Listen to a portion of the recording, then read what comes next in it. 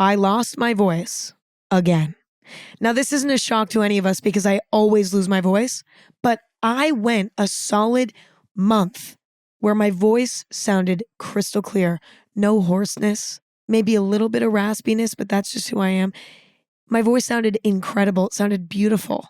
I sounded like Ariana Grande when I was talking, okay? It sounded like a whistle tone, an Ariana Grande whistle tone when I was talking. It was that crispy. It was that sharp. Now it's gone again. I think there's something wrong with my vocal cords. I'm a little bit concerned about it. I think I will be going to the doctor soon because it's just a little bit weird how often I lose my voice. Whatever, I'll get to the bottom of it. For now, I'm just going to eat a lot of Luden's cherry cough drops and cross my fingers and hope for the best. I just downed a cough drop. It was delicious. I'm feeling good and I'm ready to talk. So, recently I've been thinking about cringe. The feeling of cringe. And I've been sort of trying to figure it out. Let me explain why. I noticed that with myself, I know when something's cringe. I can look at something and be like, that's cringe. I can do something and be like, Emma, that was cringe. But I rarely ask myself why it was cringe. It's rare that I'm fully aware of why something is cringe.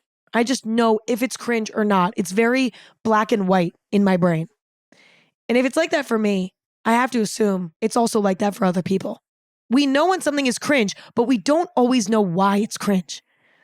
And I think cringe is worthy of investigating because I don't think any of us want to be cringe. I think most of us want to avoid being cringe. And I don't think it's possible to completely avoid being cringe. But I feel like understanding what makes something cringe maybe will be beneficial. But also investigating whether or not cringe is always bad. Like, yeah, often cringe is bad. But when I really think about it, it's not always bad. And so today I'm going to be investigating what makes something cringe and when cringe is bad versus when cringe is maybe good. I don't know. We're just going to go down the cringe rabbit hole today. So first I wanted to research why we cringe. I found an article on theface.com that referenced Dr. Dean Burnett, a neuroscientist and author of Emotional Ignorance, Lost and Found in the Science of Emotion. And he says that cringing is essentially a mechanism to deter us from behaving in ways that risk us losing status or gaining the negative judgment of others. Our bodies consider negative judgment to be a threat to survival. Our primitive brain reflexes don't really discern between a physical threat, example, a nearby tiger, and a psychological threat, example, potentially embarrassing ourselves in front of others. So they trigger similar responses. The subconscious desire to make yourself smaller to avoid detection or judgment means we cringe to minimize our presence until the risk has passed. That sort of explains the physical reaction to cringing. Like when you cringe, you sort of crumble up into a ball and you know? But I feel like cringe has sort of taken on a new meaning. It's less about the physical reaction of cringing because that's sort of an intense reaction and it's more a genre of behavior, right? It's less about the literal physical reaction and it's more about individuals' actions, I guess. Because it's not like I physically cringe at everything that I believe is cringe. I feel like cringe is much more now than maybe it once was. It's a much larger umbrella now. It's basically anything that's embarrassing, awkward, uncool, uncomfortable, try hard. But in my opinion, there are two types of cringe. There's negative cringe, which has underlying feelings of anger and disgust. And it tends to be more embarrassing, uncomfortable, try hard. Like it tends to fall into those categories. Negative cringe tends to make you dislike someone. Maybe there's a rare instance where you pity them a little bit, but I'd say for the most part, negative cringe is infuriating. You're almost mad at the person for being cringe in the way that they are. You're like, I'm not on your team, right? And then there's positive cringe, which tends to have underlying feelings of pity and almost a sweetness. There's something endearing about positive cringe. It tends to fall into the category of being uncool, awkward. You can cringe at something, but if it's the right type of cringe, you can be like, yeah, that was cringe, but I'm still on your team. You see what I mean? And this distinction I think is important because inevitably in life, we're going to be cringe sometimes. It's unavoidable. But I think our goal should really be to avoid being negative cringe, the type of cringe that really alienates you. It makes people not want to be around you versus harmless, positive cringe, where it's like, yeah, maybe you did something kind of uncool, kind of awkward, but no one's leaving you in the dust for that. Do you know what I'm saying? Okay, so let's sort of dig into this now. Let's discuss some scenarios that make me cringe in a negative way and try to find a commonality so we can distinguish the difference between negative cringe and positive cringe. So then we can go from there. Okay, when someone shows up to a casual event in a bunch of designer clothes and they have logos everywhere and they're wearing sunglasses and they have a cocky attitude and they're being dismissive of people and they're just being a fucking cocky, bougie asshole. That's negative cringe. Someone walks in like that and you're like, oh, God, ugh. Who are you? You know what I'm saying? What are you doing? It's cringe because they're putting a lot of effort into trying to make everyone around them feel smaller than them. And that rarely works. It maybe works with people who are more vulnerable or insecure, but for the most part, it just comes off as cringe. It comes off as trying too hard, and nobody wants to be around that type of person.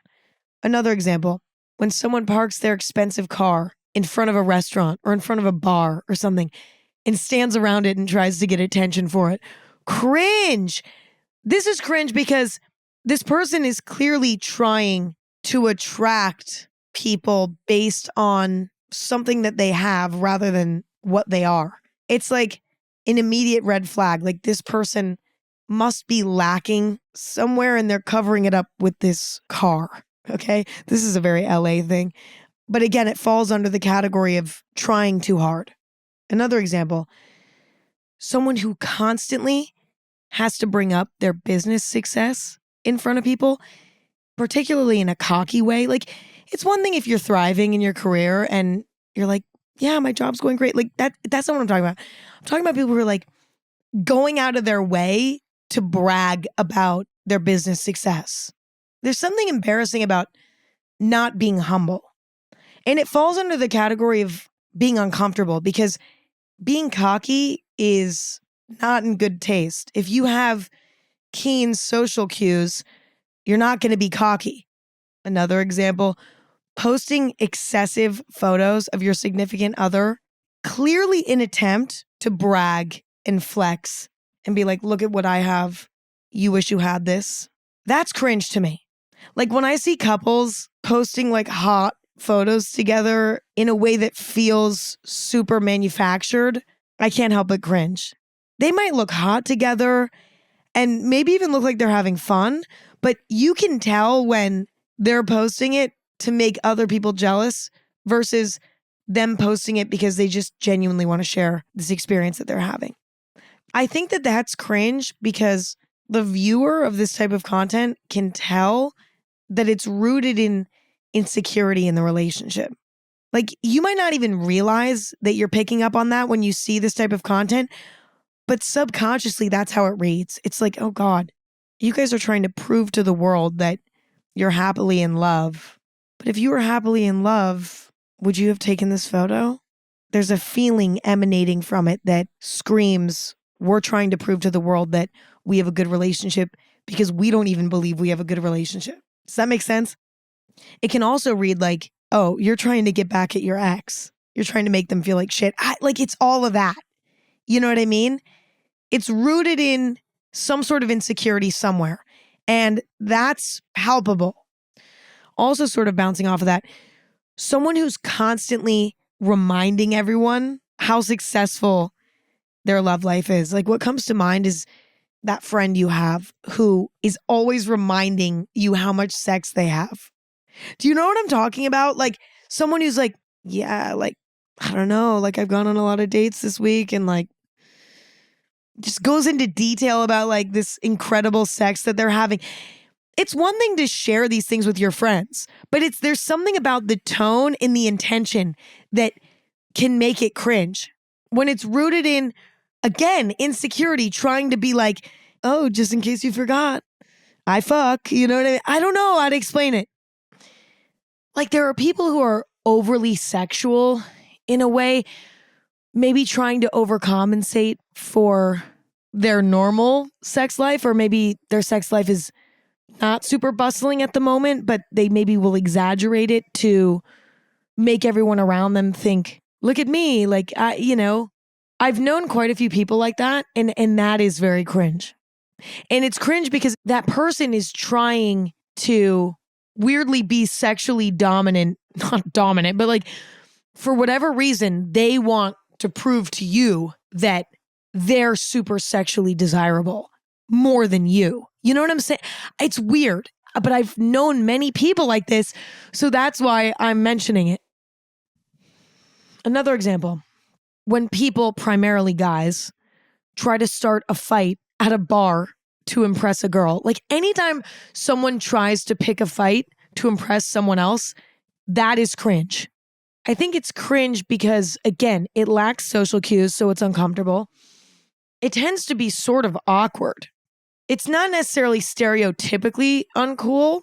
Like I think stereotypically it is cool to win a fight in a way, but that's almost what makes it uncool is that anytime somebody tries to start a fight at a bar or something, it's very clear that they're trying to be cool by doing it, which then makes it uncool. Of course, when adults try to say young slang to be cool with the kids, no. There's something really irritating about that when it's clear that the adult doesn't get it and isn't trying to figure it out even, is just like haphazardly picking it up and throwing it around. That's cringe and that's infuriating. There are adults that can throw slang around and it works because for whatever reason, they get it. Like they did research on it. They get it. This actually goes beyond adults with kids. This can sort of happen in any scenario. It's just someone using terminology, slang, if you will, that isn't theirs. Like they don't get it, you know? Like there's slang terms that I don't understand, whether it's because I'm not on that corner of the internet or it's not relevant where I live, whatever it may be. And therefore, I don't use them. You know what I'm saying? Because it's like, I don't get it. I'm not in on that joke. I'm not in that club. So I don't use that verbiage. You know what I'm saying?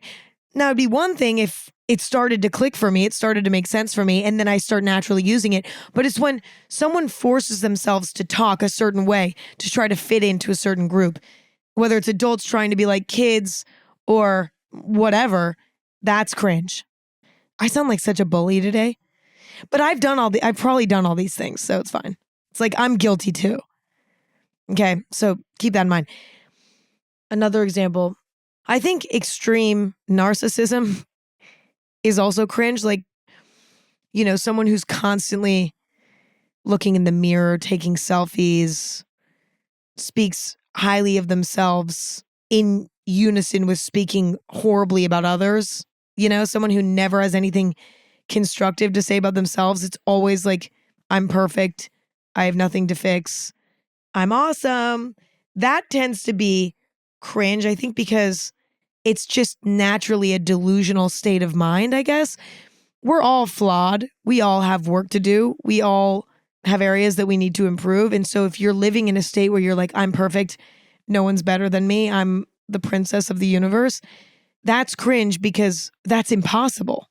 No one is that. So if you're aware that no one is that, then when you see someone behaving like that, you can't really take them seriously and you see them as sort of delusional, and that is cringe.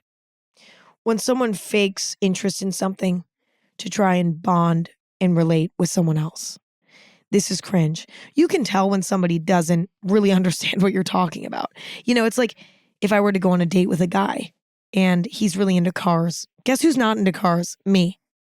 I don't know shit about cars. But then I try to be like, well, my grandpa has a 1967 Ford Mustang, and I actually like worked on it once with him one summer. And then the guy's like, did you really? Like, oh, well, what kind of motor does it have? You know what I mean? And then it's like awkward because it's like obvious that you're faking it. That's uncomfortable. Or, someone's nodding and shaking their head being like, oh yeah, no, I know. Yeah. And then it's clear that they don't know what you're talking about. What I think is better than that is being like, I don't know anything about this. Please tell me. Instead of trying to fake having something in common, which is cringe, I think it's better to be like, I'm completely unfamiliar with this world. Tap me in. Again, I think that falls under the category of just trying too hard and also lying in a way. And I think lying is cringe. Lying itself isn't maybe cringe, but then getting caught in a lie is cringe. Because it's like, oh, you tried to pull a fast one and you failed. And that's sort of embarrassing, Another cringe example. Someone who tries really hard to keep up with social media trends, but they don't quite get it. You know what I mean? Like, there are certain trends that I'll never try because I just don't get it. You know what I mean? Like, if I tried to do it, it would be cringe because it doesn't come naturally for me. I think it's cringe because it's clear that someone is forcing themselves to do something, participate in a social media trend that doesn't fit their personality. So it doesn't look right. It doesn't feel right. It's clearly forced. And it's forced in attempt to maybe go viral, maybe to feel hip and cool. But if it doesn't come naturally to you and it's not something that you'd authentically do on your own, it's clear and there's something off about it. You can feel it. And that's cringe. But even people trying to be cool is cringe. Like when somebody's standing in the corner of a party being all moody and whatever. Or even when someone posts a photo on social media and they are clearly trying to pose really cool. I probably do this all the time. It's obvious that they're trying to be cool and intimidating and moody. And at times they can pull it off. But I'd argue most of the time it's kind of cringe. There are infinite examples of things that make me cringe in a negative way where I'm like, oh no. Like, not all of these things are sinister. Not all of these things are wrong. And I actually think I've probably done a lot of these things. However, these are all things that make somebody tough to be around for me. Like, we're all human. Every once in a while, we might accidentally do one of these things. Fair enough. But they all fall under the category of negative cringe for me. Okay? Now, what do they all have in common? Number one, their actions rooted in insecurity. I'm starting to realize that that's the root of most bad behavior. Number two, lack of humility. A lot of these things lack a sense of humility, lack a sense of self-awareness. Number three, they're impulsive. A lot of these actions are impulsive. Like, you do these things without thinking. They're not well thought out. 4, they're not authentic to oneself. They're clearly not authentic. We have this innate sense in us. We can tell when someone's not being themselves. And we can't always pinpoint what it is, but we can feel it. And number 5, out of touch, not self-aware. I mean, I kind of already said not self-aware, but I'm saying it again, making it its own number because I think it's that significant. A lot of these are actions that people wouldn't probably do if they reflected on themselves and their lives a little bit harder. Now, let's discuss scenarios that make me cringe in a positive way. Like harmless, sweet, innocent cringe. Yeah, I'm cringing, but I still love you. Okay? Someone overdressing for an event, but strutting around confidently in it. Like, yeah, they stick out like a sore thumb. Everyone's looking at them. They look a little bit weird, but they're owning it. That makes me cringe a little bit, but because they're owning it and because they're selling it, it actually makes me respect them. Someone who's dancing horribly at a party. Like, imagine somebody standing in the corner at a party just dancing like a freak, okay? It's weird to watch. It's actually kind of uncomfortable to watch. They're in their own world. They're deep in it.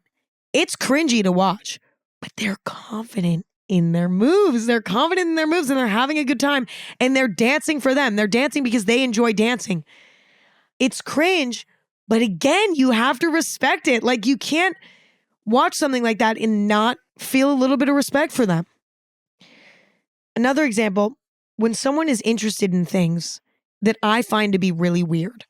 Okay, for example, let's say someone's obsessed with baby dolls and they love baby dolls so much that when they're home alone, they eat dinner with their baby dolls and they set up their baby dolls all around their table and they eat dinner with their baby dolls and they talk to them.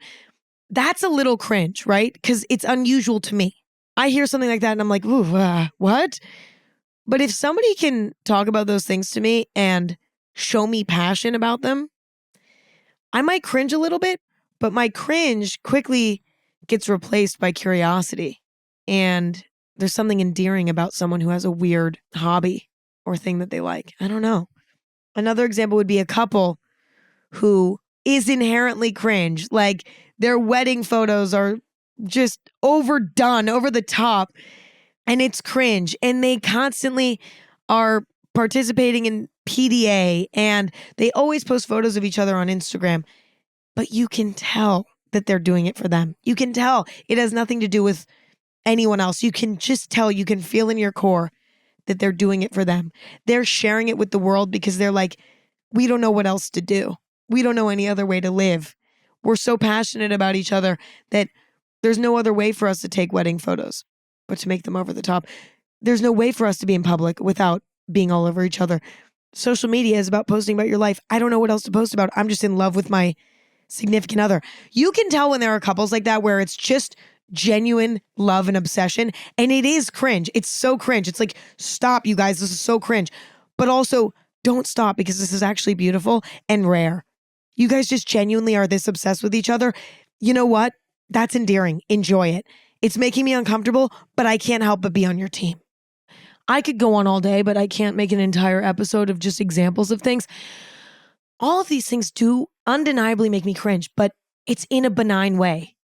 I think what all these things have in common is that even though they're uncool, they're weird, they're uncomfortable, they're genuine, and there's confidence involved. They're not trying to be something that they're not. And so even though the action in itself is cringe, it's received in a loving way because it's rooted in somebody being their authentic self. Now, here's the ultimate question, okay? Is it possible to never be cringe? I don't think so. I think that inevitably we are all cringe sometimes. Let's say your goal is to never be cringe. So you act a certain way, you carry yourself a certain way in order to avoid being cringe. You're trying to do the coolest, trendiest, hottest things possible in order to fit in, be cool, etc., etc. Well, I don't think that that works because a lot of times that shit is cringe. If you're trying to be something that you're not, you will end up being cringe. Majority of the negatively cringy examples I had today were examples of people trying to be cool and it obviously not working because it's unnatural. So inevitably, if you're trying to be cool and trendy and whatever, you're going to end up being negatively cringe sometimes, right? I think that that's inevitable. On the other hand, let's say you are dedicated to being completely yourself, quirks and all. You're still going to be cringe because we all have some weird shit about us, okay? That's also inevitable. However, the type of cringe that you will be is different. Based on the examples I listed today of positive cringe, if you're being completely yourself, quirks and all, you're still going to be cringe, but you're going to be cringe in a positive way.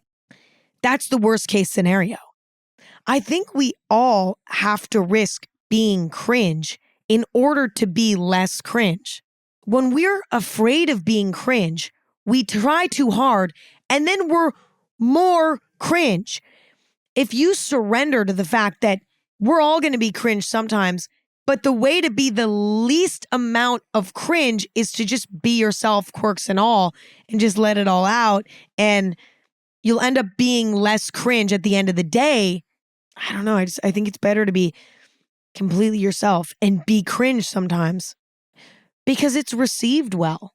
I cringe at people that I love. People that I love cringe at me, but they're cringing at something that is genuinely, authentically me. And if anything, it makes them love me more and vice versa.